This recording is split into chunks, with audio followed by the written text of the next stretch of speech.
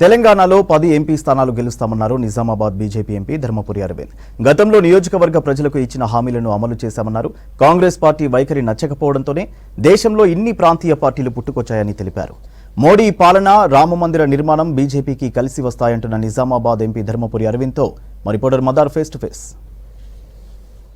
Parliament ఎన్నికలు దగ్గరకు వస్తున్న కొద్దీ రాజకీయ పార్టీలన్నీ కూడా వాటి సన్నద్ధతలో ఉన్నాయి.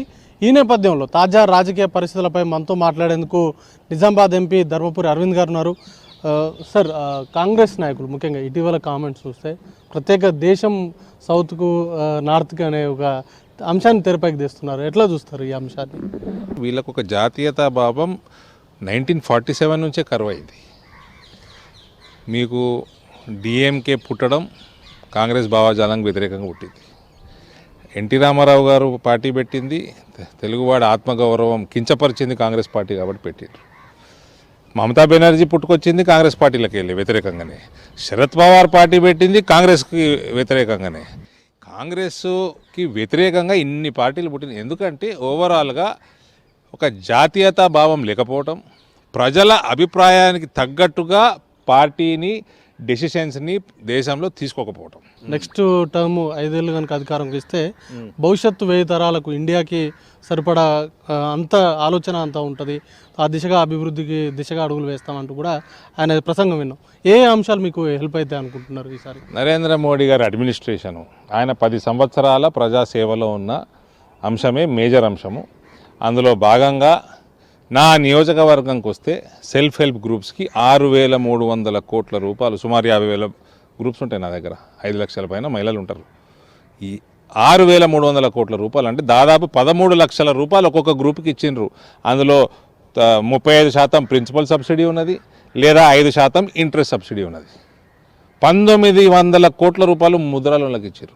నరేంద్ర మోడీని చూసి, ఆయన పరిపాలన చూసి గ్రామాలలో సీసీ రోడ్లు కానీ, గ్రామ పంచాయతీ నిధుల కాడికి వెళ్ళి ఇవన్నీ కూడా అంశాలు వస్తాయి.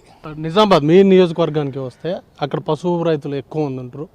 వాళ్ళ కోసం ఏం చేసిర్రు? ఈసారి అరవింద్కి ఎందుకు ఓటేయాలంటే ఏం చెప్తారు?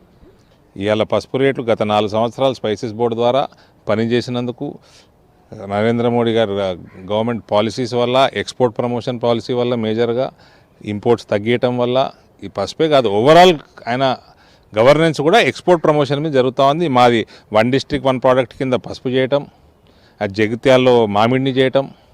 రానున్న కాలంలో పసుపు రైతులకు నేను మళ్ళీ చెప్తా ఉన్నా, 20,000 దాటిచ్చే బాధ్యత భారతీయ జనతా పార్టీది. మీరు ఎక్కడ పోటీ చేసినా అక్కడ నుంచి పోటీ చేసి ఓడిస్తాను కవిత గతంలో ఛాలెంజ్ చేశారు.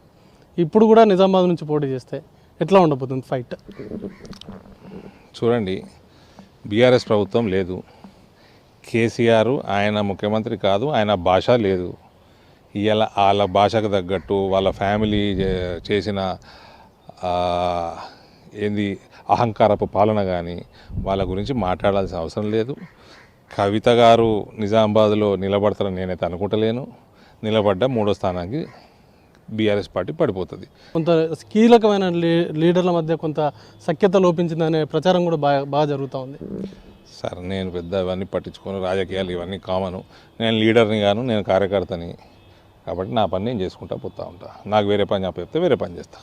మోడీ హయాంలోనే జీరో అవినీతి అనేది కూడా, అవినీతి అనేది లేకుండా పాలన అనేది కూడా సాగుతూ ఉంది. ఖచ్చితంగా అభివృద్ధి అలాగే సాంస్కృతికంగా చేసినటువంటి అన్ని అంశాలను దృష్టిలో ఉంచుకొనే దేశ ప్రజలు మరోసారి మోడీకి పట్టం కట్టబోతున్నారంటూ కూడా నిజామాబాద్ ఎంపీ ధర్మపురి అరవింద్ చెప్తా ఉన్నారు.